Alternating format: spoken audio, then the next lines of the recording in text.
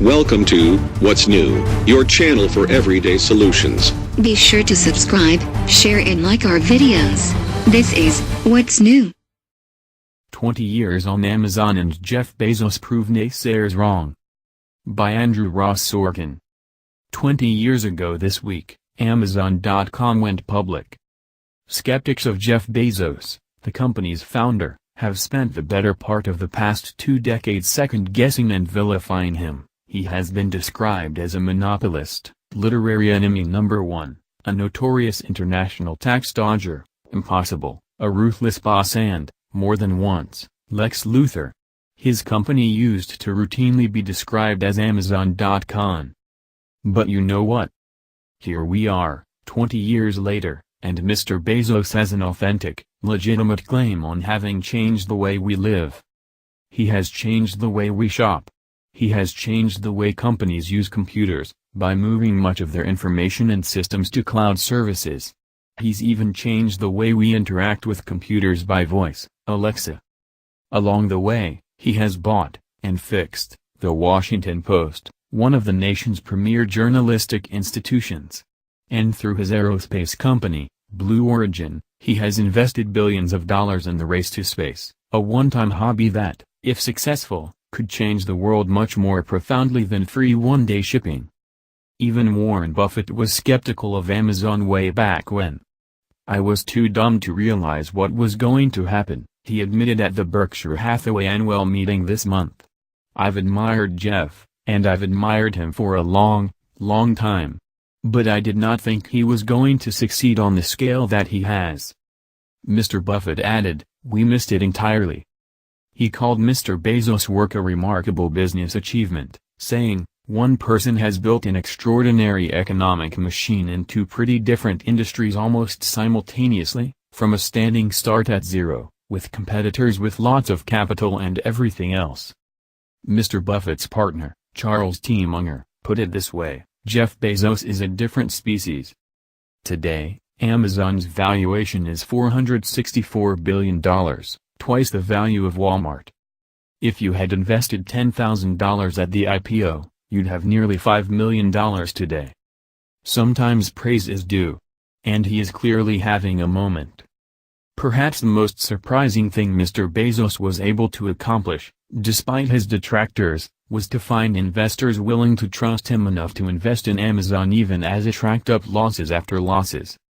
That's not to say investors were always happy with Mr. Bezos. They would frequently punish his stock, making it seem like a volatile investment. Then, every so often, he would surprise investors with profits, as if to suggest, yes, we can make money whenever we want, if we don't want to invest in the future. Most executives are worried about the next quarter, but Mr. Bezos is worried about what will happen years from now. That is a competitive advantage that many chief executives could learn from.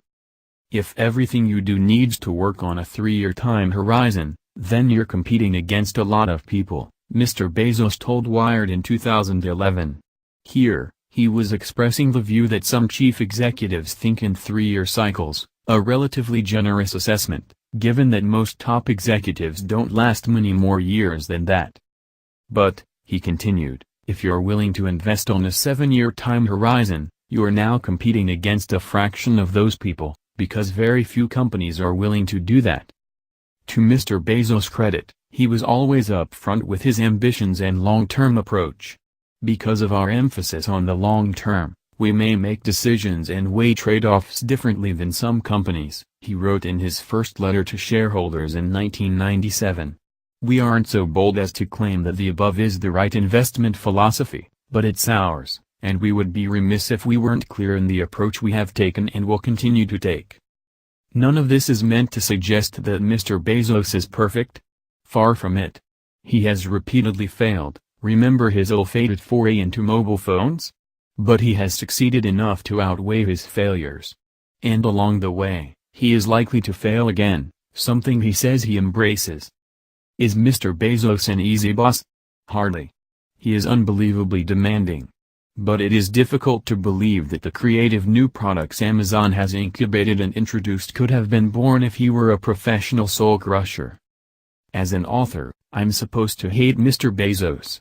After all, he has pressured publishers, cut their margins and practically put old school bookstores out of business.